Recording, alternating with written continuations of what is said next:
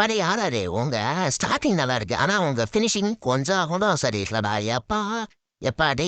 கஷ்டப்பட்டு இந்த அடி அடிச்சான்டா அடியான் பராரு அதுக்கு கொஞ்சம் கூட இது இல்லாத மாதிரி தோத்துட்டீங்கடா எப்பா அடே ஃபர்ஸ்ட் பேட்டிங் வந்த நம்ம கேகேஆர் ஃபர்ஸ்ட் ஓவர்லயே நம்ம சுனேனா விக்கெட்டை கொடுத்து அடுத்து இந்த வம்சியும் நம்ம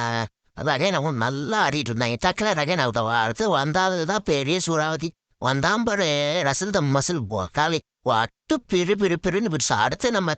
நிக்க சிங்க அவன் பங்குக்கு வந்து பிரின்னு பிரிக்க 207 ரன் ஆட்டத்தை முடிச்சிட்டாங்க ஃபர்ஸ்ட் ஓவர் அடுத்த பேட்டிங் வந்து நம்ம குட்டி குழந்தையும் நம்ம இன்னொரு குட்டி குழந்தையும் சேர்ந்து செம்மையா ஆடிட்டு இருந்தாங்கன்னு நினைச்சா அந்த மாதிரி எதுவுமே நடக்கல தப்புன்னு அவுட் ஆகிட்டு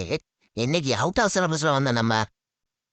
பராக் வந்து பொலன்னு பொழந்து கிடச்சிட்டாங்க அப்பா கடைசி வரையும் என்னென்னமோ பண்ணி போறான்னா ஒன்றும் வேலைக்கு ஆகல அதே இந்த டென்கேசிங்க பேட்டிங்ல பண்ணதுனால ஃபீல்டிங்ல வேற மாதிரி ஃபீல்டிங்க பண்ணி ஒரே கிடச்சிட்டான் மவுலன்ஸ் எல்லாம் பொழந்து கட்டிட்டாங்க கேட்காரு